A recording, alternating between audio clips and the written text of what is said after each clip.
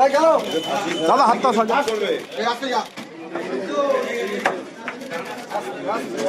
দাদা একটু ডান দিক চাপবেন দাদা। হ্যাঁ কি বলবেন? রায় ঘোষণা হ্যাঁ, যদি এটা আছে নাকি? সাজা হয় বা এরকম কিছু হয় ছেলে, রায়টা ঘোষণা হোক আগে। হ্যাঁ, রায়টা ঘোষণা হোক। ছেলের এই কীর্তি নিয়ে কি বলবেন? হ্যাঁ কি বলবেন? ছেলে যা করেছে সেটা নিয়ে কি বলবেন? এটা নির্দোষের সব 100% নির্দোষ 100%। আজকে সাজা ঘোষণা হলো। এই মামলায় ব্রজ গোয়ালি, রঞ্জিত মল্লিক এবং প্রভাকর পোদ্দারকে 376 DA মানে গণধর্ষণ এই মামলায় লাইফার দিয়েছে যাবজ্জীবন।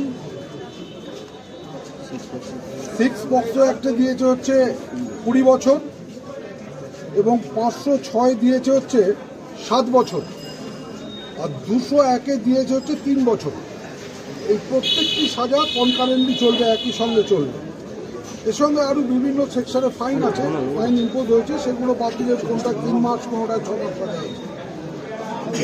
সমর গোয়ালি, দীপ্ত গোয়ালি এবং পীযূষ ভক্ত এই তিনজনকে 506 ধারায় দিয়েছে হচ্ছে 5 বছর আর 201-এ দিয়েছে 3 বছর।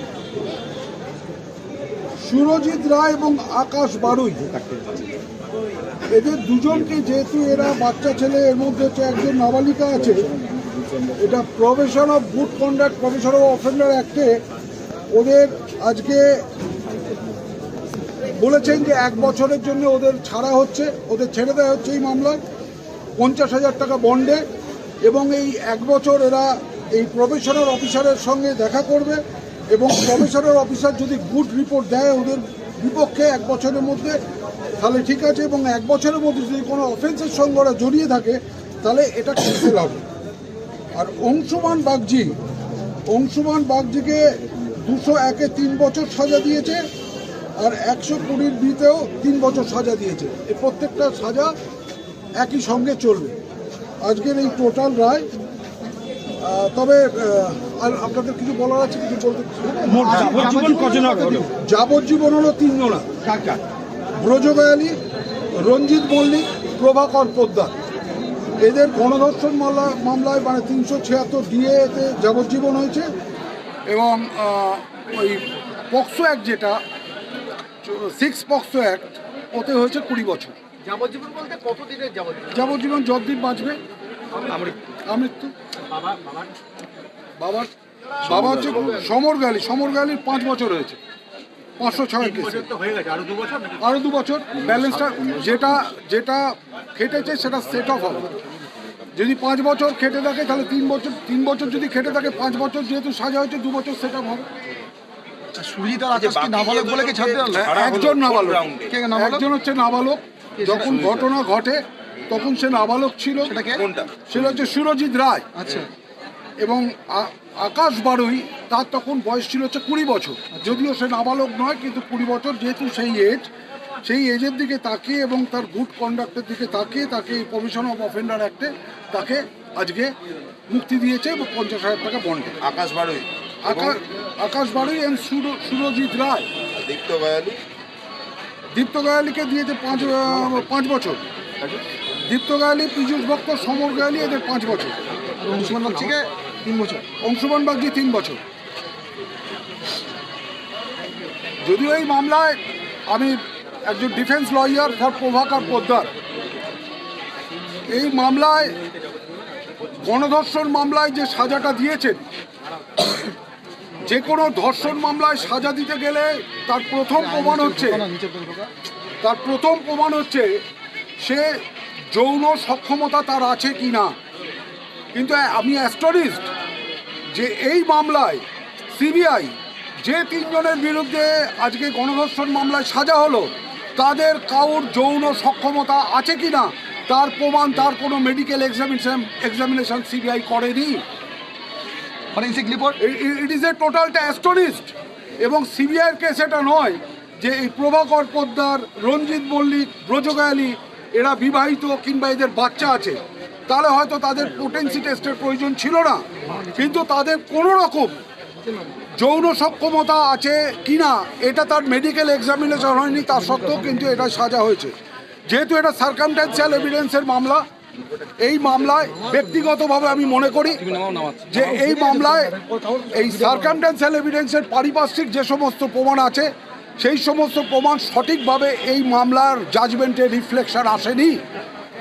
যেভাবে রিফ্লেকশন আসা উচিত ছিল সেই রিফ্লেকশন আসেনি।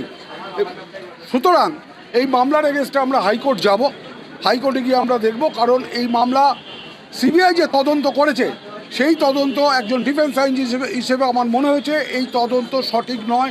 কারণ যে মূল পোটেন্সি টেস্ট সেই পোটেন্সি টেস্ট সিবিআই করেনি, এবং পুলিশ যে তদন্ত করছিল, পুলিশের কাছে যে তদন্ত রিপোর্ট এবং সিবিআইয়ের কাছে যে তদন্ত রিপোর্ট, পুলিশের তদন্ত রিপোর্টে বিভিন্ন এই ডিজিজদের মা, মানে ভিকটিমের মা, বাবা নয় মা এবং অন্যান্য আরও সাক্ষী তারা গোপন জবানবন্দি দিয়েছিল জুডিশিয়াল ম্যাজিস্ট্রেটের কাছে। সেইখানে একরকম বলেছে, এবং পরবর্তীকালে 2 মাস বাদে 1 মাস বাদে সিবিআই যখন তাদের গোপন জবানবন্দি করছে সেটা আবার অন্যরকম বলছে। অতএব হ্যাবক লেখেও না এই মামলার মধ্যে। সুতরাং এই যে রায় হয়েছে, অনেক সময় তো এটা ঠিক মানুষ আবেগের দ্বারা তাড়িত হয়, এটা অস্বীকার করার কোনো জায়গা নেই। কখনো কখনো আবেগ আইনকে ছাড়িয়ে যায়, যেতেও পারে, সেটা দেখা যাক। আবার কোর্টে যাবো। প্রভাকর এদের বিরুদ্ধে তথ্য প্রমাণ এসেছিল, গ্রেপ্তার হয়েছিল এরা। সিবিআই এর তদন্তেই একই অভিযুক্তের নাম আসলো, সেখানে আপনি বলছেন যে তদন্ত সঠিক না। পুলিশ যে তদন্তটা করেছিল সেই তদন্তে দেখা গেছে যে এই 11 তারিখ পুলিশ তদন্ত নেয়, 10 তারিখ পুলিশ তদন্ত নেয়, 13 তারিখ সিবিআইয়ের কাছে যায়।